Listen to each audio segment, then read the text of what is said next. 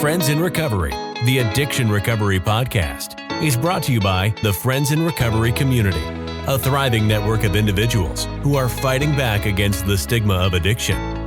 Join our hosts as they speak up about the real issues of addiction, treatment, and recovery.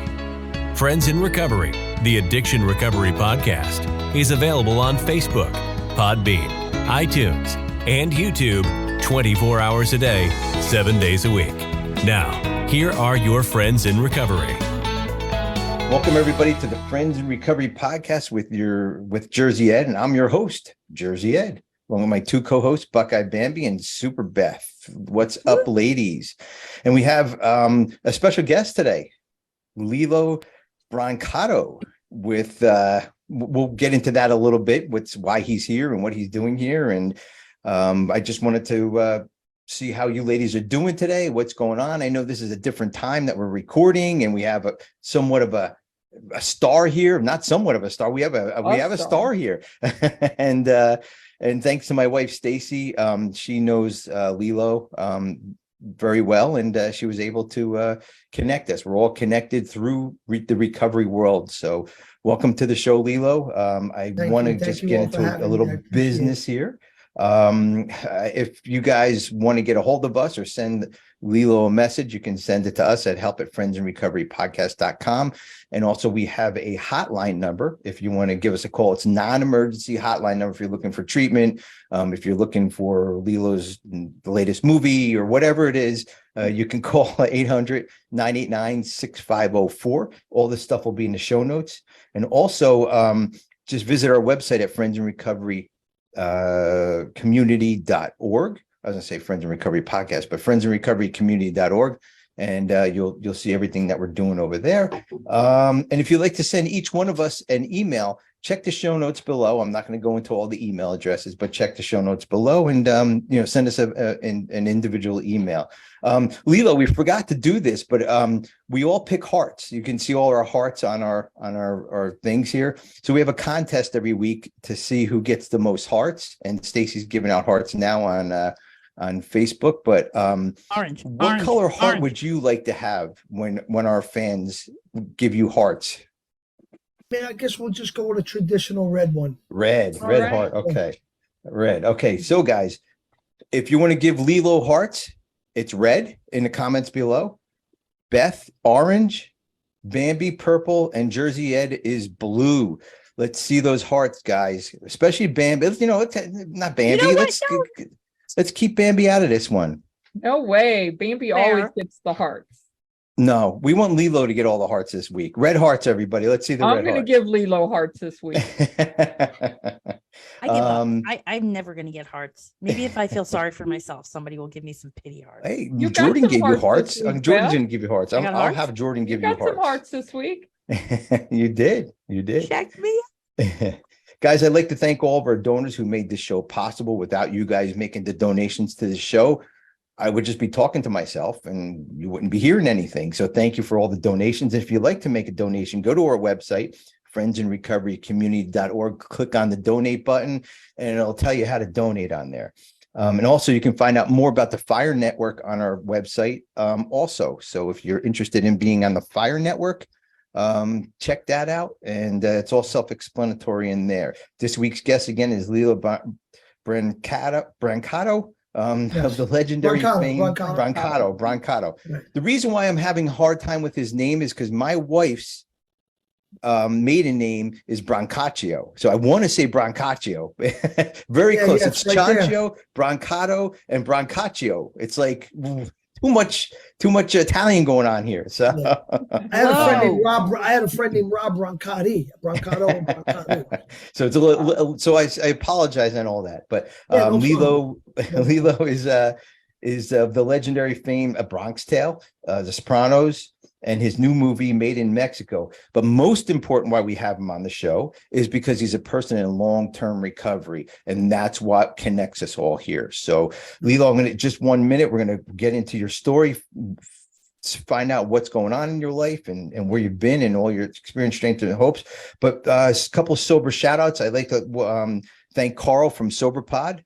If anybody, you guys are listening, please listen to SoberPod. They're on the left coast, guys. Just because they're left, it doesn't matter. You can go listen to them, okay? Oh my Beth is like, God. what? So Carl and Chelsea, we love you guys. You guys do a good job over there on SoberPod. Bambi or Beth or Lillo, anybody have shout outs? I have one shout out. Go ahead. My sponsee, Julie, is 8 months today. 8 months. Julie, 8 months. congratulations. Big deal. You know what? I have a shout out for my friend Paulie Jankai. He's he's always around and he's always there for people that need him. Good. And he's the real deal. So a shout out to him. All right, Paulie. Yeah. All right. Hey, Yeah. Paulie. We need that. And we need people like that in this world when they're Yes, always we there do. for us, Thank you, Paulie. Thank you. But And he's, don't forget, like in the recovery. yeah. Well, yeah, absolutely. And don't forget, we have 2 daily AA meetings on Zoom. You can find them at friendsinrecoverycommunity.org. And look for us on all of our social media under Friends in Recovery Communities. What else do we have? Oh, it is time, guys. You know what time it is, Bambi? Question of the week. Question of the week. Question of the week, guys. And the question of the week this week is, which famous historical person would you want to spend a day with and why? Which famous historical person would you want to spend the day with and why? And Bambi, you cannot say Lillo. You cannot say Lillo, okay? Even though he's I'm famous, spending an hour you with can't him. say Lillo. And Lillo, we do these questions so the audience gets to know us a little bit better. So they kind of, we just throw out oddball questions so they can kind of know who we are. They know we're in recovery, but there's more to life in recovery. I mean, I live my life daily through recovery, but I also do other things. I have kids, I have this, I have that, and same You thing with run. the rest of That's us. what you So do. You run. Yeah, no, I run like a fucking maniac. Yes, that's Yep. what I do. Yeah, I do That too. does. Oh, do you 7 days really? a week. All 7 right. days a week. What do marathons or anything? No, I don't do that, but I'm on the treadmill. I could move. Okay. I could get down. Yeah. Oh, 7 good. days All a right. week. Welcome, I don't even welcome, really guys. touch weights anymore. Yeah, I know. Welcome, guys, to the Lillo and Ed running show. Yeah, No, I'm just really. They kidding. can talk running. We'll do the whole show on the treadmill. That's it. Come on, That's it. Bambi. Let's go get coffee. No That's doubt. it. That's it. Lillo, do you have anybody famous historical person you'd want to spend the day with, just to figure out how they tick, I guess? Historical person. I don't know. Maybe Bill Clinton. Okay. I'd like to sit down with Bill Clinton and maybe ask him some questions and ask him why he did some of the things he did. Maybe that's why. I mean, Okay. like some of these, like historically, like going way back, I can't really relate to that. Okay. Even though like we've read about them in history books and stuff like that. But Bill Clinton, it's like when he was doing his thing and he was making his name or, Yeah. whatever, in whatever way Yeah. he did. But I was actually there. I was living and breathing and can almost remember like, what I wore in those days. The Monica Lewinsky dress. Yeah. But you know what I'm saying? Yeah, I know. Because I that hear guy's you. shady. Like, I'd like to sit down with him. And ask, that whole thing with Epstein and, that you go there. Yeah. Oh, yeah. See, so that's for our left coast people, okay? And I didn't say anything. I just said left coast people, okay? This show is not about politics at all. Nope. So Lillo would spend his day with Bill Clinton to find out what makes him tick and what he did, why he did what he did. Bambi, who would you spend the day with? Well, I should say Florence Nightingale because I've been a nurse for my whole life, 36 years. I should say her, but that's not who I'm going to say because that would just be too nice. And that's not me. I would spend my day with Ted Bundy. I Wow. want to know, I'm obsessed with serial killers. I've studied, I worked in the field of abnormal psych, for years and years. And I would want to know what makes a serial killer do what they do. Maybe I could take that and use it to help people in the Why future. not? Okay. Why I agree. not Charles Manson? Ooh. Well, because Ted Bundy was cuter. Oh, I mean, if you got to pick a serial killer, you might as well spend the day with a cute one, right? That's right. There you go. But see, Bundy, but you know what the difference between Bundy and Dahmer? The difference between those guys? No. One Dahmer was a ate people? Yeah, but one was a sociopath and Oh, one was a psychopath. Ah. Like Big difference. Dahmer, yep. Big difference. Dahmer was already wired nuts. He was Okay. already that way. Correct. Great Bundy wasn't. Right. Bundy, his society. That's what society. He was a socio. Society made him like that. Got and it. after, like the Joker's a textbook sociopath. He wasn't born that way. He became that way. Right. Because of all the shit he went through. Just like Bundy. For many years, he thought his sister was his mother. Yes. No, what was his mother was his sister or something like that. Yeah, Right. and they dressed him up in girls' clothes or something, right? Yeah, Wasn't that all? they made him like that, and then it was like he was trying to like better himself from where he came from, and then he was going to like law school and all of that, and he wanted to be accepted by these like more educated people, a place where he was never before. He had that one girl.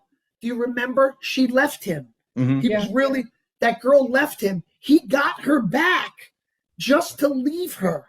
Got her back just to dump her, and then he went on a spree. Wow. And did that to all those women. Wow. Well, So, Lillo knows a little about Ted Bundy too. Wow. Okay, Yeah. this is all amazing because stuff. Netflix got all There this you stuff go. comes out. We're gonna do like January, February, March. There's nothing going on. That's right. Exactly. You know? Exactly. So thanks for that information, Lillo. So Ted Bundy, Bill Clinton, Beth, who would you like to spend the day with? I would do anything to spend the day with the first Queen Elizabeth. Wow. Okay. That's She interesting. she turned. First of all, the entire court wanted her dead, right? Your mom is, Anne Boleyn. She was put to death. They cut her head off, and was the marriage ever real? And right, so she's walking into her job with everybody hating her, and she turned that country into the golden age. Yeah. Elizabeth is the reason why Great Britain went into the golden age. And so to find out how she handled herself in all of these situations, years and years and years, putting off marriage, running a country as a woman in the 16th century, like, oh my God, she is like epic in my head. Sorry, Okay. That's right. Queen Elizabeth. All right. Queen Elizabeth. We have Ted Bundy and Bill Clinton. So very interesting people, Let's all take people them to who dinner. I wouldn't even think of, right? Oh my God, that would be epic. So I went with the kind of, not the obvious, but I went with an inventor. I went with kind of my hero, my idol, is Thomas Edison. I'm from Jersey, first of all. Jersey boy. Thomas Edison, yeah. So he invented so much shit you wouldn't even believe the stuff he invented, right? I have an Edison player downstairs in my house. It's completely different than, it's an old antique. It's completely different than the old 78s. He just invented stuff. Just to invent stuff. He has so many patents, it's unbelievable. So, but they said he was also ruthless. But you know what? To be a businessman, I guess you have to be ruthless. That's what business is about. Nothing personal, right? Is that to say it's all business, nothing personal. So Thomas Edison would be my choice.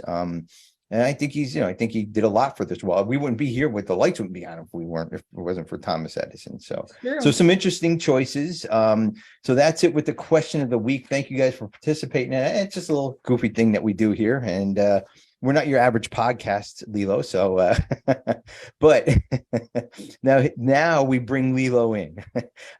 Lillo, thank you for joining us. Thank you for taking the time out of your busy day. I know you have a lot going on between your movies and what you're doing for the recovery field, how you take care of yourself, the whole 9 yards. So we really appreciate you coming on and doing this for you. So, we appreciate it. So I don't know where you want to begin. You have a lot of stuff that went on in your life. But the main thing is you're in recovery today. You help people constantly. It's just amazing where you are today versus where you were at years and years ago. I know you probably did 1,000 interviews like this. So we're going to leave it up to you. You direct us the way you want to go. I mean, you have a whole bunch of stuff going on. So have at it.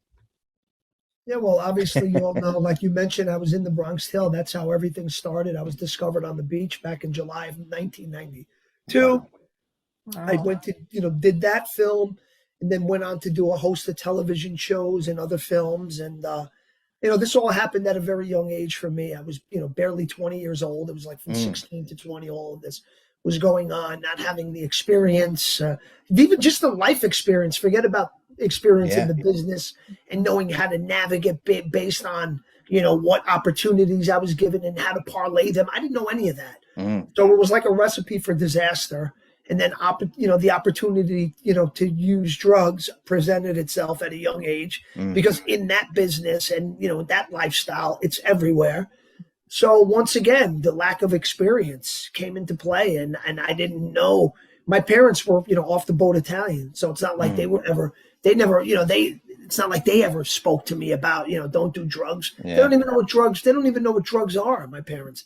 It's like red wine. And it's like, forget about it. They see marijuana. It's like oh my God.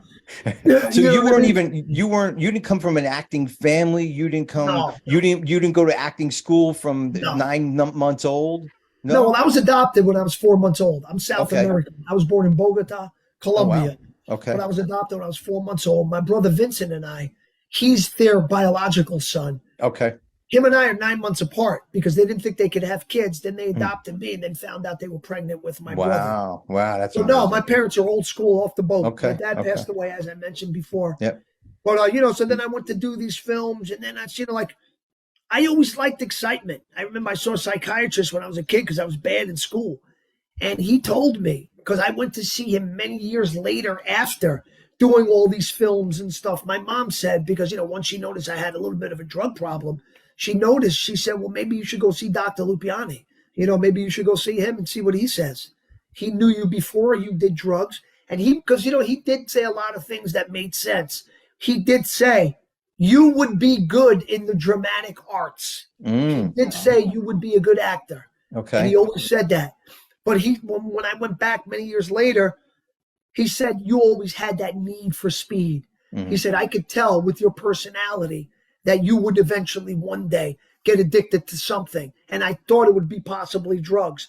Because, my brother, my parents always attributed my drug abuse and all that to being adopted. I don't give a shit about that. It's not like I was adopted by some abusive family or who you know what I mean? And I'm like, no, I was treated well. I was given a great life. So that kind of stuff, that doesn't bother me. If anything, I count my lucky stars, thank God that I was, adopted by such a great family.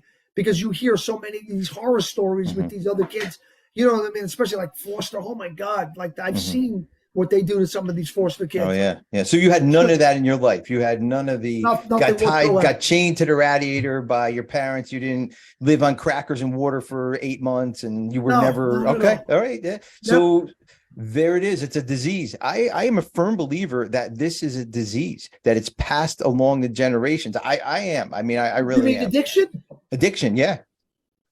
Disease for me is a strong word. Okay. I think it's more of a disorder, some kind of spiritual disorder. I don't know if it's a disease because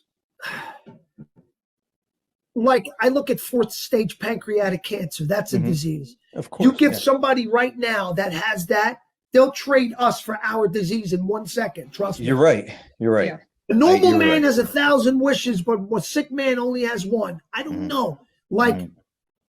I don't, I know this is arrogant of me to say, but I don't think I'll ever go back to drugs. I really don't. I don't go to meetings or anything like that. It's just something that that obsession has just been lifted. It's like now I'm addicted to working out. So it's like I found a home for this spiritual disorder that I have. Because it's not normal, but if it's channeled the right way, you can make it work for yourself. But that's why when I hear the word disease, I don't think so. So spiritual. So way back when you were spiritual, and it's a personality trait. Okay. It's what your personality is. You know what I mean? Because you have that personality type, it manifests in you doing things to the extreme.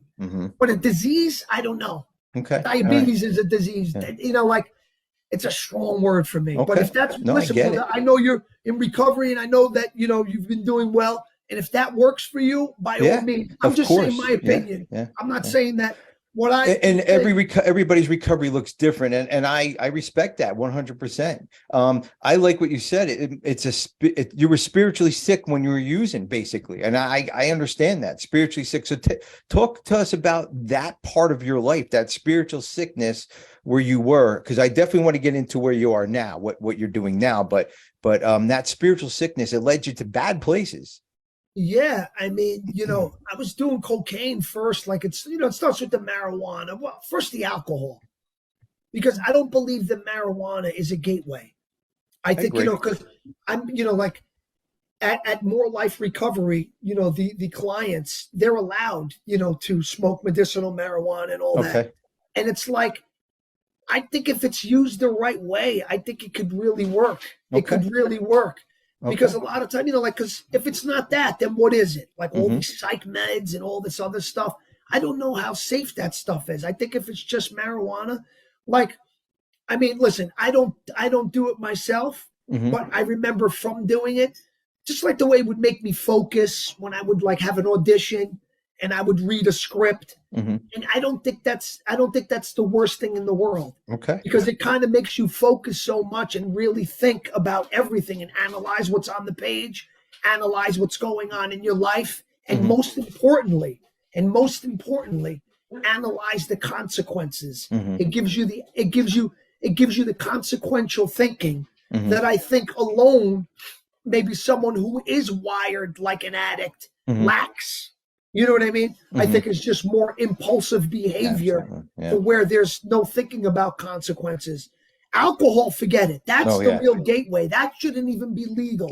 People want to talk about this and that. Alcohol shouldn't even be legal. Amen. It's such a bad drug. I've seen people come off alcohol. It's worse than heroin. It's worse than anything. I've seen it ruin. My grandfather was an alcoholic. It's bad. You know what I mean? That stuff, if I had a drop of that right now, I would smoke crack tonight. But I'm convinced if I smoked weed, I'd probably eat a whole pie of pizza and sleep till 2 o'clock in the afternoon. I do that without smoking pot. So. And wake up and still look for the crust. Oh my God. So in your addiction, you smoked, crack was a big part. I seen on your documentary that crack. I remember you walking past a car in the Yonkers, and you said something about, this is exactly where I picked up the first crack pipe, and you went a year or 2 years every day smoking crack? No, not even. No, that was the summer. That was June of 2005. Okay. I got arrested December 10th, 2005. Oh, wow. So it was that day to that day. Oh, shit. Thousands. I would say thousands. Anywhere from $50,000 to $100,000 worth of crack in those months. God. And I also had a 20 bag a day heroin habit, at least. So I was spending, I remember I blew $14,000 in 2 weeks. So I was going crazy. So it was that day, I got arrested for having a broken taillight, but they seen the kid selling the heroin in my car. They locked me up June 10th, 2005. Okay. And I had 4 bags of heroin. It was a stamp, high speed. I had them in my cigarette box. I tried to hide them. I could have hid them in my waist, but it was hot out, and I didn't want it to cake up. That's you know what I mean? Because then I can't snort it. Yeah. If I was shooting it, I wouldn't give a shit. I'd just put it on a spoon and shoot it. But because I snorted it, I didn't want it to cake up. So I put it in the back of the cigarette, not inside the pack. It was like Goodfellas. Remember when the guy tastes the stuff, he goes like this? Yeah. And he looks. It was just like that, dude. They had me outside the car. Another car comes. Oh my God. Yo, I had the Lincoln Aviator. There was 3 rows of seats. You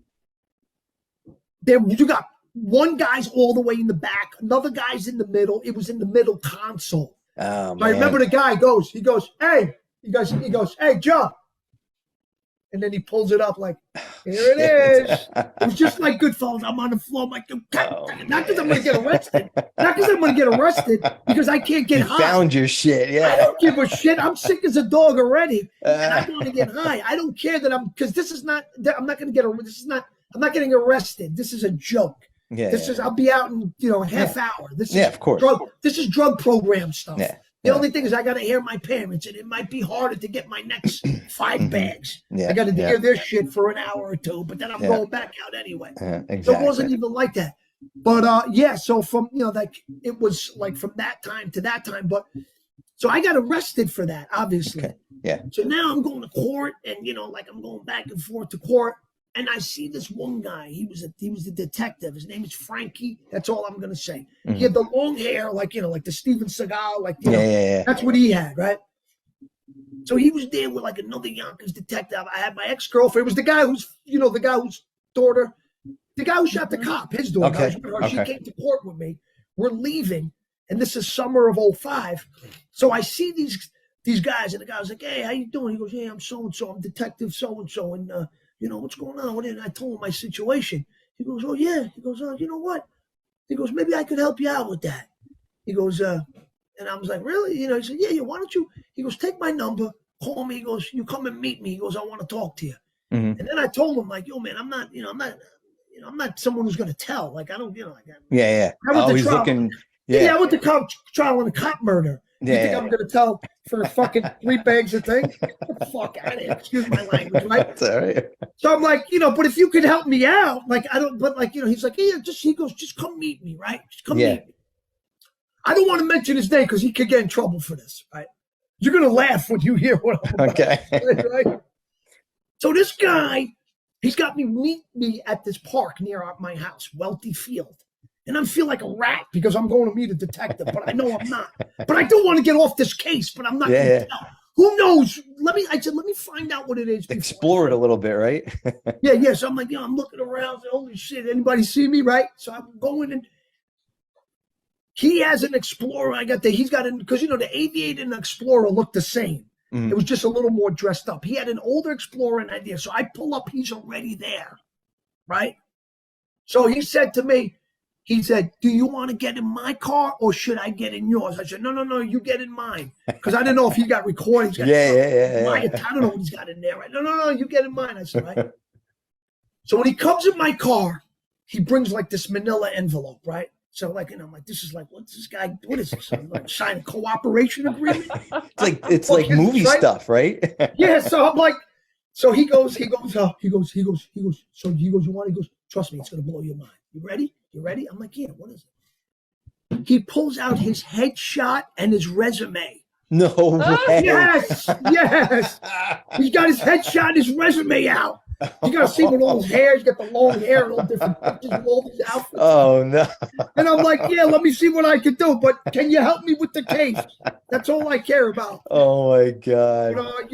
But so, yeah, all right. So now this is how it all started.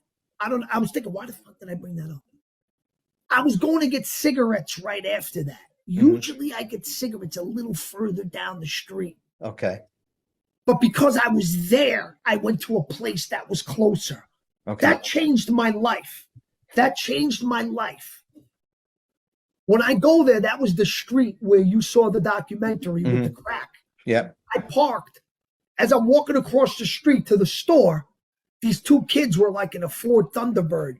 You know where you got to push the seat up for the guy to get in the back? It was one of those, right? Yeah. It was this kid, Bobby Coker, and this kid, Punch. You look him up. Look about that thing when the guy went smashing through the laundromat. I think he hit a kid. In Yonkers. That's Punch. Okay. That's Punch. That's my God. It was Bobby Coker and Punch. I didn't know these guys. They were like white trashy dudes from like another neighborhood. But I'm not trying to talk like, but they knew me. They knew who I was because I was in the movie and I'm from Yonkers. Yeah. So they knew who I was, right? So the kid says, he goes, "Yeah, Lillo's a good dude, man." He goes, "He never forgot where he came from." He said it loud so I could hear. And I looked down. I was like, "Yeah, thanks, bro." He was like, "Yo, what's up, bro?" And as I got closer to the car, he was like, "What's going on?" And I was like, "Yeah, I'm looking down the car." I was like, "Yo, what's going on, bro?" Like, they have recognizable faces. Yeah. But it's not like, "Hey, how's Joe doing?" It wasn't like that. Like, "Hey, what's up?" So he's got a crack pipe in between his legs underneath. So he goes like this. He pulls it out, but he never pulls it up here so someone there could see it. He has it down here. And he looks at it, and he looks at me, and he goes, "You interested?"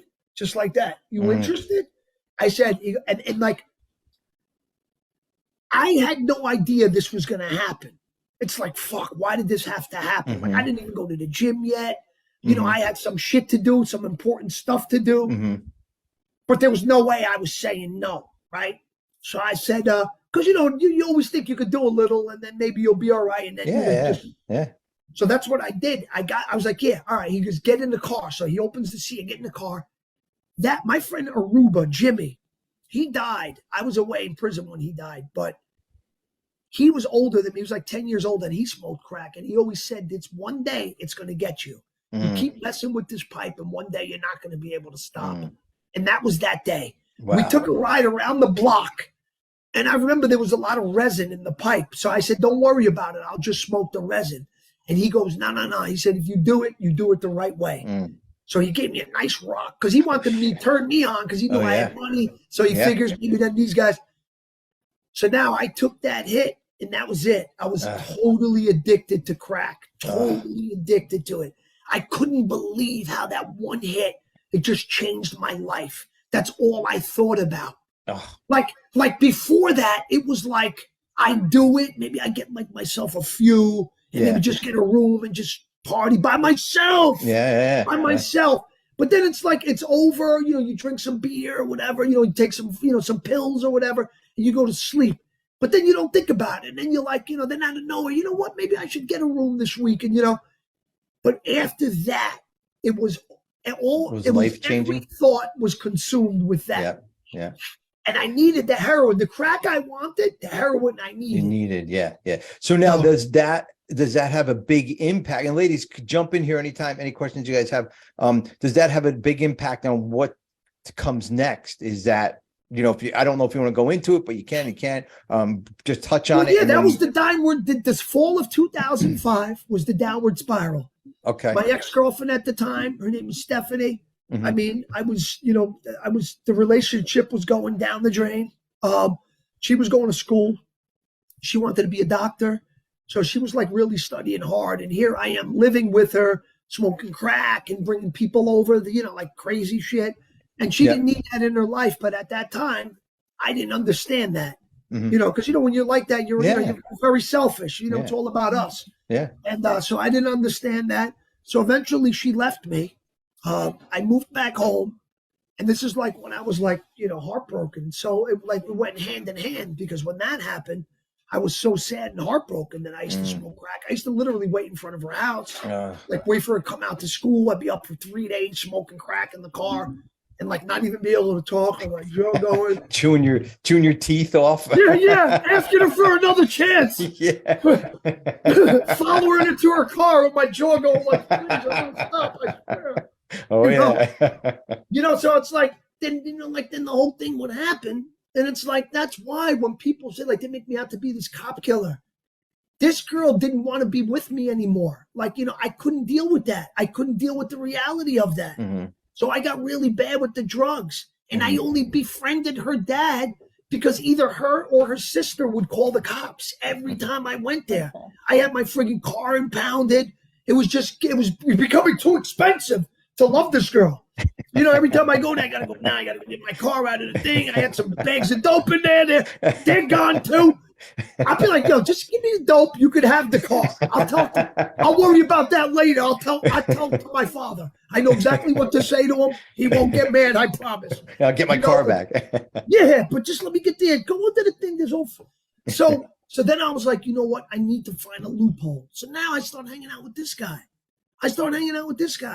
The only time I would hang out with him, I go pick him up at the bar in Yonkers, Murphy's Law, and he would hit me on the next towel. Hey, wow! He would say, "You going south?" He would ask me, "Are you going south to the Bronx?" And I would say, "Yes, I'm going south." And then I would pick him up. We'd go get heroin. And then I'd drop him off. But that was the extent of our friendship. People think we were arch criminals together, like Starsky and Hutch. No, we weren't like that. This was my girlfriend's father. He was my last attempt at trying to get back with this girl. He was all I had. And because I was so blinded by the love I had for her, I didn't realize which direction this guy was taking me. Well, plus the drugs and all that stuff. I don't blame him though. I'm not trying to be a victim and say it's not his problem. You know, like he was already set in his own ways and the way he was. He couldn't be good for himself. It's not gonna he's gonna be good. Yeah. He knew he was good to me in the way he knew how to be good to someone. Yeah. And that's the most he was you a could ask, partying friend. You know? So then, the fateful night of December 10th, 2005, we were going to hang out. I was going to go to sleep. He calls me on the next tel. I was just about to fall asleep. I had just gotten dope. My legs were hurting, but everything, like just the drip and all the pain in my legs was going away, my stomach, everything. I was like, wow, my bed was so warm because I was so sick before that. And now I did that, and I'm just in my bed. I'm about to go to sleep, and then I hear the phone. And then he said, do you want to get a drink? This is the first time he ever called me to hang out after hours. It was always during the day stuff. I'd go pick him up at Murphy's. We'd get some dope. I'd go in the bar, hang out with him for a few drinks. Nothing ever, He calls me December 9th into December 10th. So it was like, So I said, yeah, give me an hour. I go pick him up. First we go get crack in Yonkers on Ashburton. Okay. He started smoking that too. And I got to take responsibility for that because I was smoking it. He hadn't smoked it since the 80s. He was a heroin addict and an alcoholic. Okay. He hadn't smoked crack since the 80s. But then one day I had it in the car. He goes, let me see that thing. And that was it. It was off and running. I woke a dormant beast that had been sleeping since the mid 80s. You know what I'm saying? So I take a lot of responsibility for this. I'm not saying I'm some innocent kid. No, you know what I mean? Yeah. But we're in that respect. But that doesn't mean because we smoke crack and do heroin doesn't mean that, we're capable of doing it. Yeah. Or maybe not me, So I go pick him up. We go out, we get crack, and then we go to a strip club in the Bronx. My friend John used to run the place. And when we went in, John saw us. He was past the metal detector, but we could see him. He's all the way on the other side. So when he seen us, he motioned with his hand to one of the bouncers. Have him go around. Don't let him go through the metal detector. Have him go around. They're friends of the club. But he didn't know because they tried to bring him in as a witness saying he knew about the gun too. And that's why he's telling you to go around. So it'll go off. But there's no way. And then they realized that's impossible. So they didn't even bring him in as a witness. But we go in there. We have some drinks. But then we were sick. We had some crack. We smoked, but we didn't have much dope. So now we got to go back down to the Bronx. And I knew a house, a Vietnam veteran who lived next door to my ex-girlfriend, the little kid from the Bronx Tale, who played me at 9 years old. Okay. His sister was my first love. This guy, we went to his house, lived next door to that house. I knew this guy since I was a kid. He was a Vietnam veteran. He would give us Xanax and pills when we were kids. Okay. So now I hadn't seen this guy in all these years, but I figured I'm desperate right now. I know he always had Tylenol with codeine. We couldn't get any more heroin. So I figured if I went there, maybe I'll have him throw me like 20 of those. They're not that strong, but if you take 20, you'll be all right. Yeah. And you won't be sick. Maybe I won't be high, but I won't be sick. Yeah. My legs will go away and I'll be able to sleep. You'll get through it. And then when the guy gets more, I'll go get it. But I just get the good shit. I need to get from there to there. It was just like a little buffer, so we go there. Yeah, I broke the window, but that's not a burglary. It's a destruction of private property. I was not going there to rob this guy. I was a sloppy drug addict, desperate to get drugs. Not a burglar. Burglars don't make all that noise. Burglars carry tools. Burglars don't scream the guy's name. Kenny, you have witnesses heard me scream his name. Okay, so I was like going to abort the mission. I'm walking away. And then I hear, don't move. Boom, boom. I started getting shot. Oh, shit. Yeah, because he was coming out from the basement apartment. And that basement apartment, I used to do laundry with my ex-girlfriend. Oh, geez. Can you imagine? He lived in the apartment downstairs from my first love. And that's where we used to go down and do the laundry. Can you imagine? Not even the best writer in Hollywood could ever come up with that. Like 6 years, this many years from now, an off-duty New York City police officer is going to live in this apartment. And you're going to come there because you're going to be on drugs by this point. And this guy used to give you, and this guy's going to, who the hell? But that's basically what it was. So when he said that, don't move, I turned around, he shot me. And then I was just like, couldn't believe I was shot. I'm like holding on to my gut. I'm walking away, Jesus. leaking blood. And as I'm walking away, I heard additional gunfire. I didn't know, listen, I didn't know the guy that I was with had a gun. I did this when people, you didn't know. I've never hung out with people who carried guns. Why, if the DA was so adamant about that, I knew. Obviously, at 30 years old, I would have established some sort of pattern by then to have hung around with people like that. It just wasn't my thing. Yeah. My brother loves guns. He goes hunting. Yeah. I don't even know how to hold a gun. You were just a junkie looking for dope. That's all it was. Right. Yeah. But the tabloids, they just made it. They really hurt me. But yes, I understand the cop is dead, but the person who did it is away. So I don't understand why I still continuously need to get attacked for it. People still call me cop because killers. good news doesn't sell, Lillo. You know that good news doesn't sell. No, seriously, So now you're in jail. You did time. I know you talk about that night, that fateful night, and that's part of your story. I want to know what, like today, like what we were talking about earlier. What you're giving back, you're doing what you're supposed to do. You're trying to change whatever change you can bring to this world. Absolutely. That's what I want to know. That's the good stuff. Just to go back for 1 second, I did go to trial. I got charged with murder, burglary, all of that. Oh yeah. I did go to trial, and I beat murder charges. I beat burglary charges. I was only found guilty of an attempted burglary.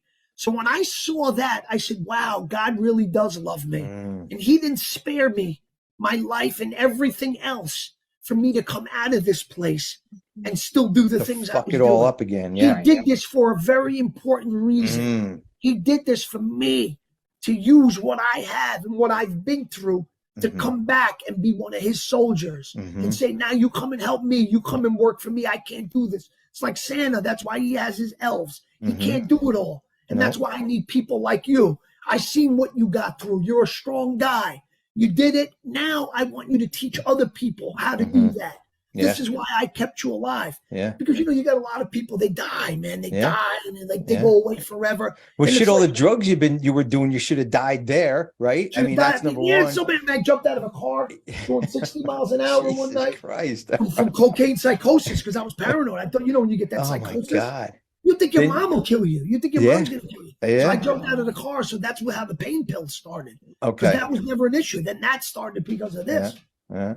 So then you get shot 3 times. Yeah. You get your trial. You get acquitted of everything, and you go to jail. Well, except for attempted burglary. They gave me 10 years. Burglary, 10 years for that, though. Okay. 10 years for that. And I already had 3 in. So I went upstate and did 5. Okay. I got my GED, and then I went to college, not through the facility. I enrolled on my own. Wow. Okay. Because they don't offer that. And I did earn an associate's degree. I got a 6-month time cut. I left 6 months early. Okay. And then when I came home, I was just so happy to be back, but it wasn't easy. It wasn't easy. It's not like I was like some war hero who just came back from a war, whatever. I wasn't. I was by far a hero and by no means a hero. Oh, yeah. And trust me, a lot of people hated me and hated the fact that I was home.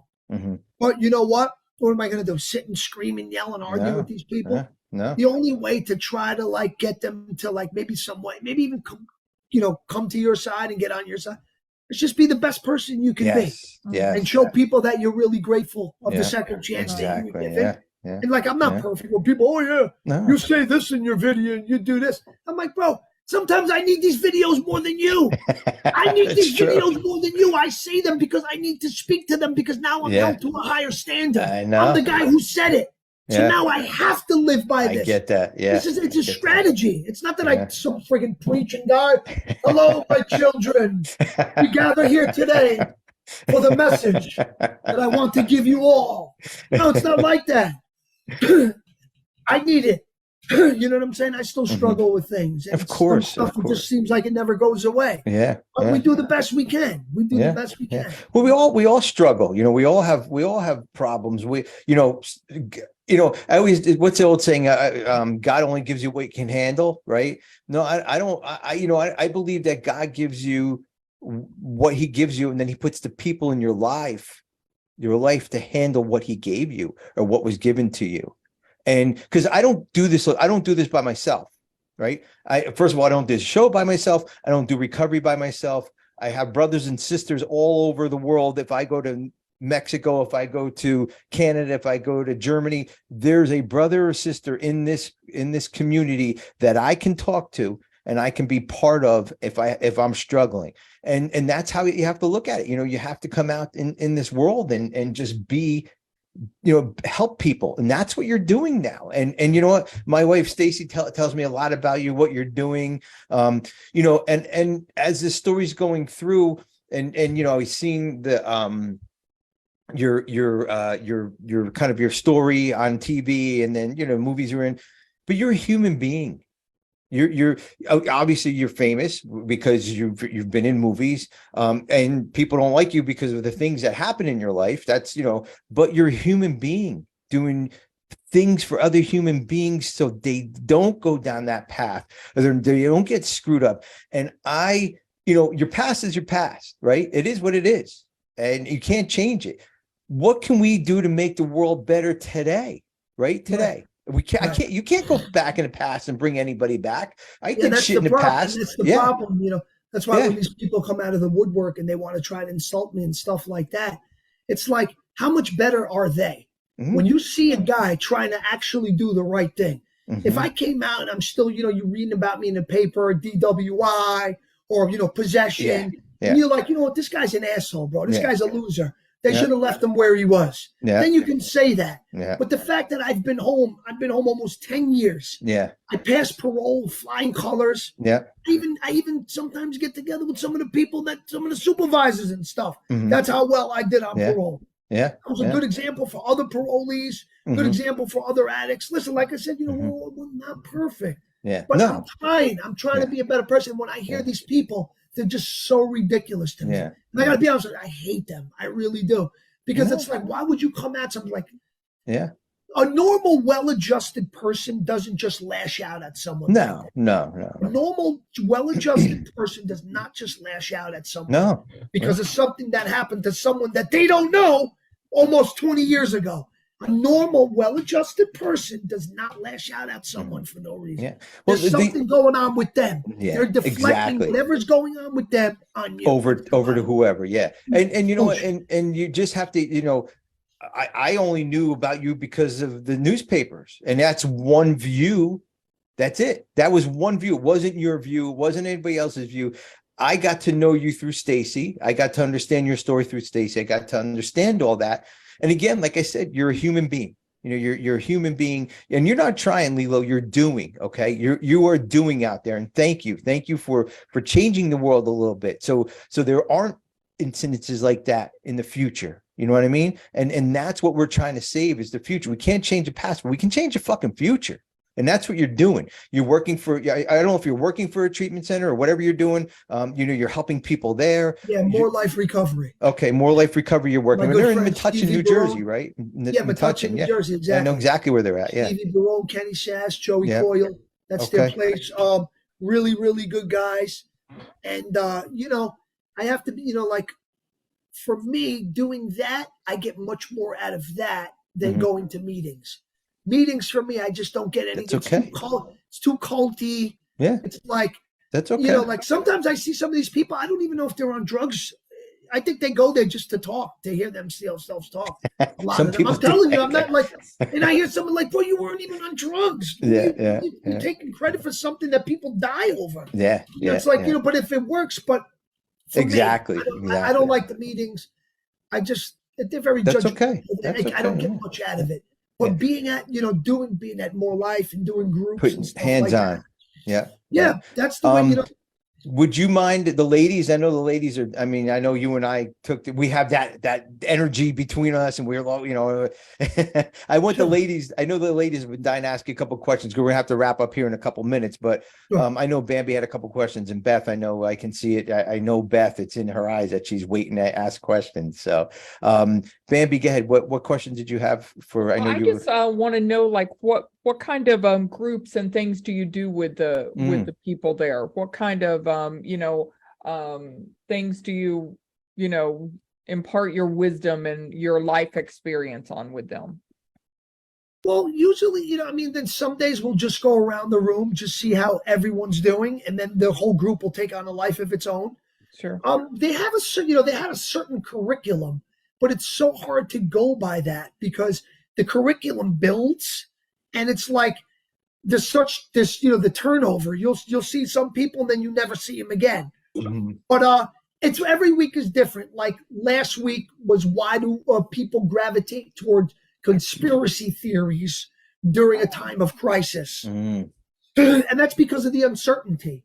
And that uncertainty, it scares people. And I think when they can take a stance in whatever way it is and have other people that they're part of, like a group that they're part of, I think it kind of offsets some of that uncertainty and just makes you feel a little safer because you have that theory or whatever it is with your own group that believe the same thing. Yeah. And tomorrow's true. group's going to be about, are you good enough? Are you good enough? Are you good enough? And speaking of, are you good enough, Beth? Are you good enough to ask him a question? I'm not good enough. I'm not worthy.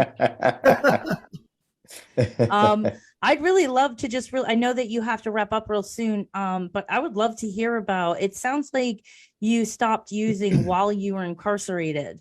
So, I mean, just what did that look like for you? What brought you to that place that you could see a light at the end of the tunnel? And, it sounds like you did amazing things while incarcerated for yourself. So, like, how did you get there? Well, in Rikers Island, New York City jail, I was there for 3 years fighting my case because obviously I had the co-defendant. So the wheels of justice do turn very slow. And, I was getting high in there. I was getting heroin in there. Oh, shit. You got guys smoking crack in Rikers. You know where they smoke the crack out of? They smoke out of a chicken bone. And when we get to, it's like, but I was getting heroin in there. So, and I was getting morphine too. I was getting MS Contin. I was getting 30 milligram MS Contins because those were guys in wheelchairs. They were actually getting it. And then the heroin was coming in. The mailman was bringing it in. He got in trouble. It was on the news and everything. You could look it up. He was on the news and everything in 2008.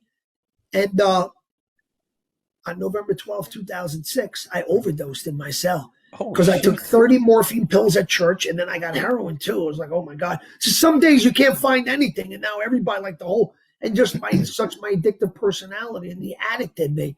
I had 4 bags in my cell, and I should have just left them alone and waited to the next day, but I just it was calling me, and I did them, and then I overdosed, and I still continued to do more. I got locked. I was in the hospital. I was out dead.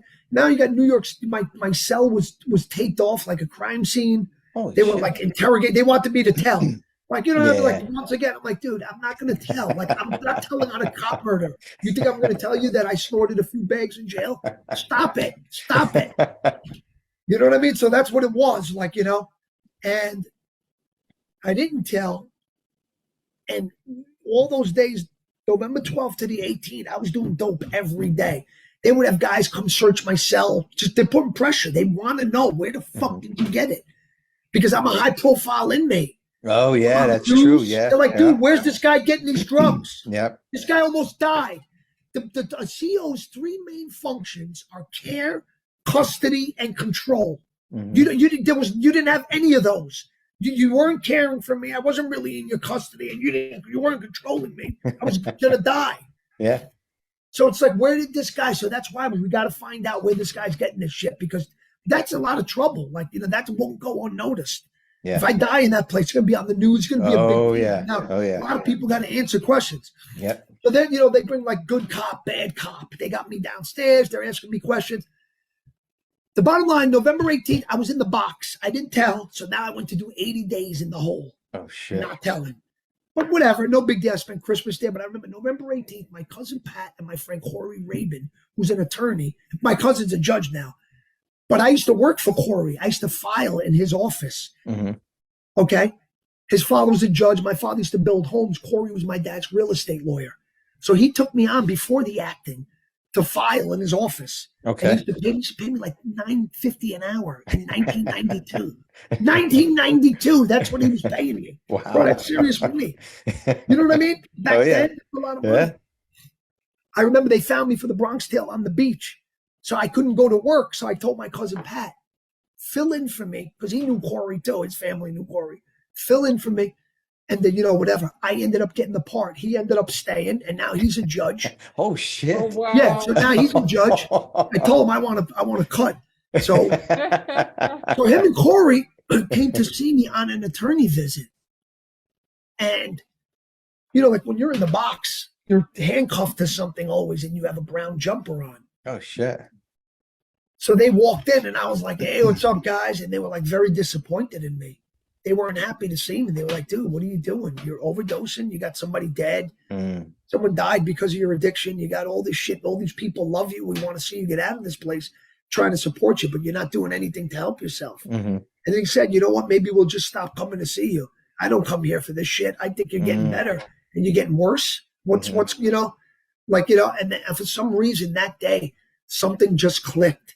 Wow. It just clicked, and I don't know. It was like I consider it a modern day miracle, because the way I felt when I left that visit, it was like that whole obsession and the thoughts of using everything just lifted, and it was gone. It was like, boom, I needed to hear that. It's sometimes it could be the thing that something said to you, but if it's not the right time, even though it's the right words, if it's not the right time, it's going to work. Go right over your head and be done. Yeah. But that was the right time. Yeah. And it was like, well, because you were sitting in a hole, you were handcuffed. You were like, how much worse can it get? Yeah. You're already being charged with murder. Yeah. Yeah. Okay. For what you did was so bad, you didn't even kill the guy, and you're still being charged with murder. That's how bad it is. Yeah. And now you're fucking doing this shit in here.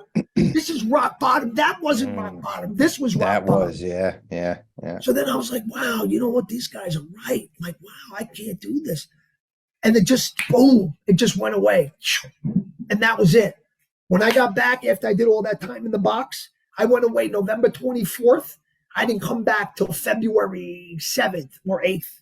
So I did like 80 days. I did a long time sitting in that room.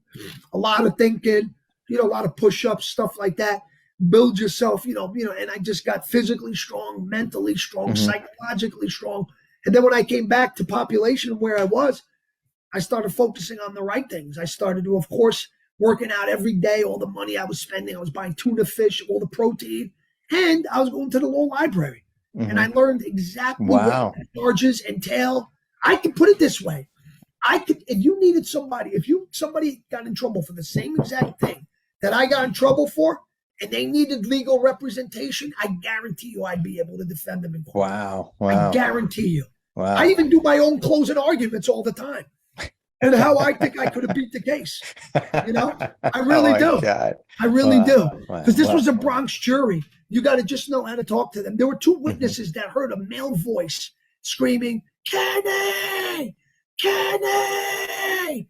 This is after I got shot. Yeah. This is not a statement. You're not thinking. It's just, it's called a spontaneous utterance. Yeah. Okay. This comes from the subconscious. Okay. I'm screaming. I'm about to die. This would have been in my closing arguments. I said, ladies and gentlemen, before I go, I just want to turn your attention to one piece of evidence. Do you remember the two Spanish people? We heard them scream. They heard a scream, Kenny, Kenny, which we later on established was my client, Lillo Brancato. Now, let me tell you why that piece of evidence is so important. We established that at that point, Lillo Brancato had been shot multiple times. He's walking down the sidewalk, gushing blood. He's very desperate, and he needs help. And he screams for one person and one person only. He screams for Kenny, who we later on established was the occupant, 3119 Arnold Place, the residence in which Lillo Brancato is charged with burglarizing. Okay, now let me tell you why that's not possible. Because when you burglarize and you feel like you had license or privilege to be in the residence, it's not a burglary. And let me tell you why when Lillo screamed Kenny, Kenny, proves that he he thought he had license or privilege. He didn't scream, Mommy! He didn't scream, Armento, the guy he was with. He didn't scream police. He screamed, Kenny! Because at that point in time, my client, Lillo Brancato, thought that this was the most legitimate shot he had at someone saving his life. Now, if that doesn't say that these two men were friends and that my client, Lillo Brancato, felt that he had license and privilege to be in the residence, I don't know what else does. Thank you so much, and Merry Christmas to you all. Now, a Bronx jury's going to say, yeah, why did he scream for Kenny? Why didn't he scream for any? That's it. Yeah. That's an acquittal. That's reasonable doubt. The case is over. Yeah. Anybody, when you get these lawyers, they want to use all these big words in front of the jurors. They don't want to hear that shit. No. They reject it. Talk to them. Right to the point. Bottom line is, why did he scream that guy and not that guy? If you're burglarizing my house, obviously you not don't going to like scream your name. Yeah, your mens rea, your intent. It's not to, you know what I mean? You're not calling the guy to help you. You're not calling the same guy to help you that you're robbing his house. It's just not consistent. It just doesn't work. It never happened. Yeah. Well, thank God you're alive. Thank God you're here. Thank God you're spreading the message. You went through hell, in many ways to be where you're at today. And I always say we have to go through exactly everything we went through to be at this very moment. We have to go through everything. My closing statement, Mr. Brancato, is that thank you so much for everything you do. I don't particularly agree with your past, but that's okay. I agree with what you're doing today, and there's things in the past that I didn't, and I'm sure people don't agree with my past. That's not what I'm here for. I'm here for how are we going to make the world better? How are we just going to make that light shine a little bit better today? Maybe have somebody stay sober, or at least hear what you heard in that jail cell that day. When you're shackled, when you're at your handcuffed. That's what it's about today. So the world could be a little bit better, a better place. And Lillo, thank you so much from my heart. I really thank you for your recovery. Thank you for your story. If anyone needs an attorney, let me know. Okay. No. So thank you. Have a good night, everyone. Yeah, Lillo, thank you guys, and everybody. Beth, Bambi, this was an amazing. I know you guys were looking forward to this. And we just let it flow, and here is our show, guys. And Lillo, it's amazing. Hopefully you'll come back on our show, give us a little bit more insight of what things you're going to be doing later on, maybe some of your new stuff that's going on. You can promote it on here, and we'll go from there. Yeah, because I do have some other stuff. So let's circle back in a few months, and we'll tell you all about it. Okay. Yeah, because this obviously was more important. The recovery stuff. Yeah. This is obviously way more important. But the next time we can talk more about the recovery stuff, but we can get into a little bit more. We'll get into the fruits of the recovery. Exactly. And there might be a part in it for Bambi too. Yeah. I'm kidding. All right, everybody. All right, guys. Stay sober, everybody. This concludes this episode of Friends in Recovery, the Addiction Recovery Podcast. Follow us on Facebook for past shows and updates, and enjoy free access to twice daily support meetings. Friends in Recovery, the Addiction Recovery Podcast, is available on Facebook, Podbean, iTunes, and YouTube 24 hours a day, 7 days a week.